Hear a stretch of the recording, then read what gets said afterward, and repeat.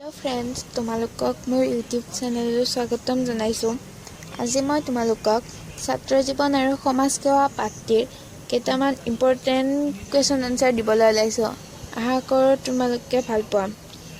1 number প্ৰশ্নটো আছে লেখকৰ মতে ছাত্ৰ জীৱনৰ প্ৰকৃত উদ্দেশ্য কি কি? উত্তৰটো হৈছে লেখকৰ মতে ছাত্ৰ জীৱনৰ প্ৰকৃত উদ্দেশ্য হ'ল একাগ্ৰতাৰে শিক্ষা গ্ৰহণ কৰা আৰু ছাত্ৰ জীৱনৰ সীমাত থাকি সমাজ আৰু দেশৰ মংগল সাধন কৰা। 2 নম্বৰ প্ৰশ্নটো আছে বৰ্তমানৰ প্ৰচলিত শিক্ষাৰ দুখ কি কি? উত্তৰটো হৈছে বৰ্তমান প্ৰচলিত শিক্ষাৰ দুখ হ'ল এই শিক্ষা কোনো কামৰ শিক্ষা নহয়। ইয়াত ব্যৱহাৰিক জীৱনৰ লগত জড়িত শিক্ষা দিয়াতকৈ বিদ্যায়তনিক দিশত বেছি গুৰুত্ব দিয়া হয়।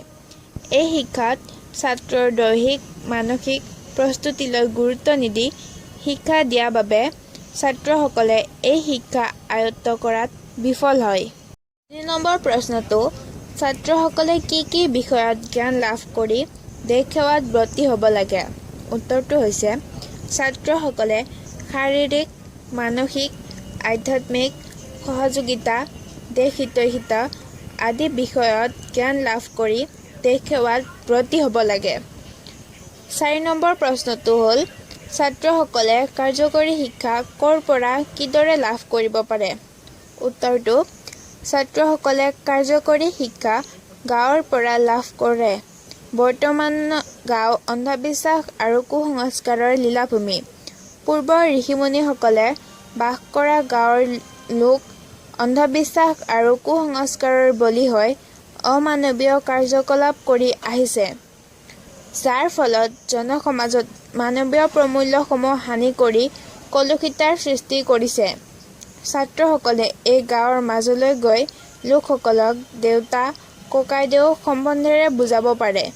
গাঁৱৰ দুৰৱস্থাৰ সময়ত যথাযথ ব্যৱস্থা গ্ৰহণ কৰি নিজৰ ভূমিকা পালন কৰিব পাৰে। 5 নম্বৰ প্ৰশ্নটো লেখকৰ মতে দেশৰ প্ৰকৃত উন্নতি কৰা মানে কিহৰ উন্নতি কৰা? উত্তৰটো হৈছে লেখকৰ মতে দেশৰ প্ৰকৃত উন্নতি কৰা মানে গাঁৱৰ উন্নতি কৰা। 6 নম্বৰ প্ৰশ্নটো আছে এইখিনি কাম তেওঁলোকৰ কাৰ্যকৰী শিক্ষাৰ একোটি পাঠ মাথোন। কোনখিনি কাম তেওঁলোকৰ কাৰ্যকৰী শিক্ষাৰ একোটি পাঠ বুজাই লিখা। উত্তৰটো হৈছে কাৰ্যকৰী শিক্ষা দেশ সেৱাৰ শিক্ষা। প্ৰকৃত দেশৰ উন্নতি কৰা মানে গাঁৱৰ উন্নতি কৰা। ছাত্ৰসকলে গাঁৱত সোমাই নিজ ঘৰে ঘৰে গাঁৱে গাঁৱে অশিক্ষিত লোকসকলৰ এই বিষয়ে চকু মুকলি কৰিব লাগিব। ককাই দদাই বা দেউতা বুলি তেওঁলোকক নিজ অৱস্থাৰ কথা চকুৰ আগত দাঙি ধৰিব লাগিব।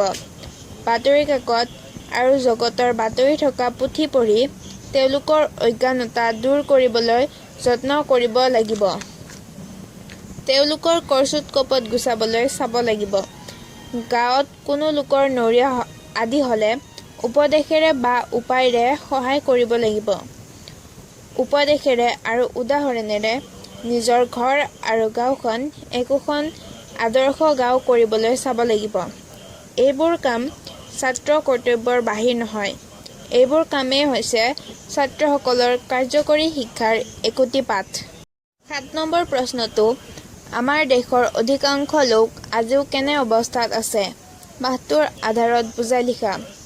উত্তৰটো 20 শতিকাৰ মাজভাগতো আমাৰ দেশত অজ্ঞানতাই নিৰ্বিবাদে ৰাজত্ব কৰিছে।